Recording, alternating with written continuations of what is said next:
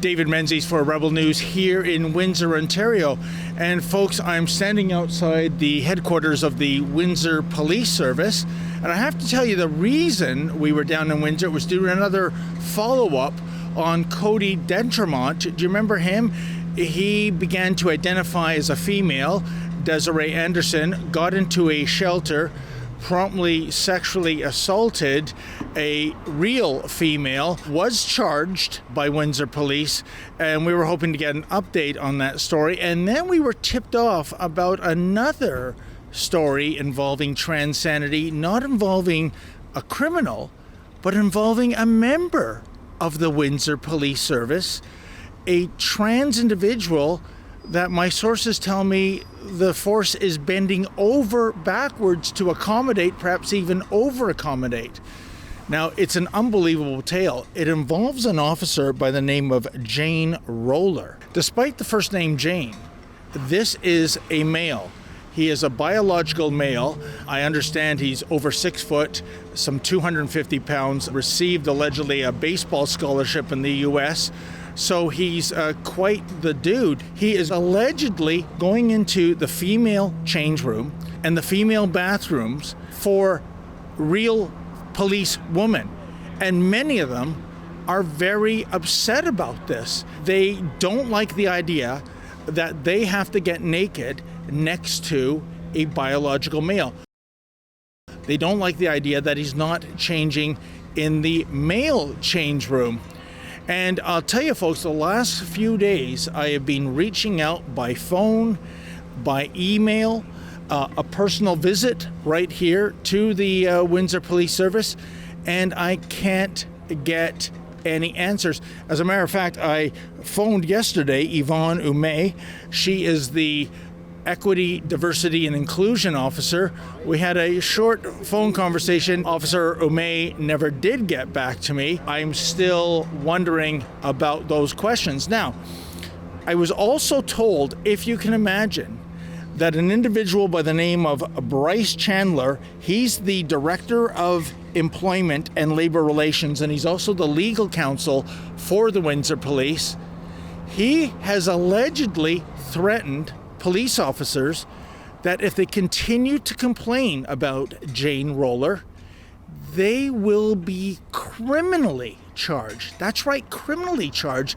Harassment, I suppose, but it is astonishing that in some regard, police officers with decades of service are being told to shut up, go along with this, or you yourself might be facing jail time. So I called this morning and I was told to direct my calls to communications branch. Oddly enough, you can't get through by phone to the communications department of the Windsor Police Service. So when I explained that to the officer, I was given an email, and I emailed 7 specific questions regarding Jane Roehler. What is your response to those policewomen who are very uncomfortable with a biological male allegedly invading a female safe space?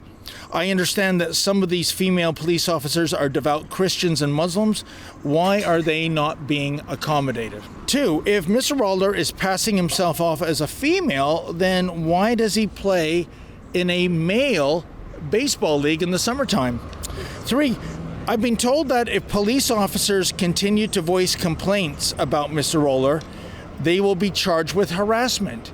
Is this indeed true? I have been told that the real reason for hiring this individual is virtue signaling, as opposed to actual merit. In other words, having a so-called trans woman on staff makes a statement regarding Windsor Police Service's commitment to diversity. Is this really the unspoken strategy behind hiring Mr. Roehler? 5, there are also concerns that this individual might have mental health issues. These concerns are further amplified by the fact that this individual has access to lethal force. Has his mental well-being been taken into consideration? 6, I understand an all-gender bathroom/change room at police headquarters is under construction. Is that correct? If so, will Mr. Roehler be compelled to use this facility? If not, why? Wouldn't this be a solution to the real women on the police service that are upset with him allegedly changing in the female change room? I have not heard back from anyone. I can tell you my sources do not want to come on camera. Entirely understandable. That is at best a career-limiting move, at worst potentially a charge of criminal harassment. It doesn't look like they are going to say anything on the record. Maybe the strategy here is if they don't say anything, then the story dies on the vine, that it goes away. But it is not going to go away.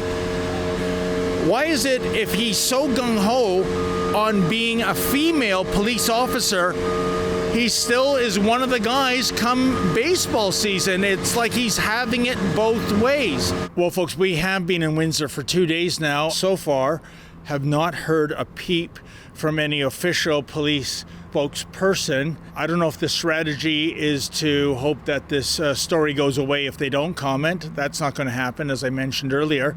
But I have done some research, and, I came across a fascinating document, 41 pages long. It's entitled Windsor Police Service Equity, Diversity, and Inclusion Strategic Plan 2022.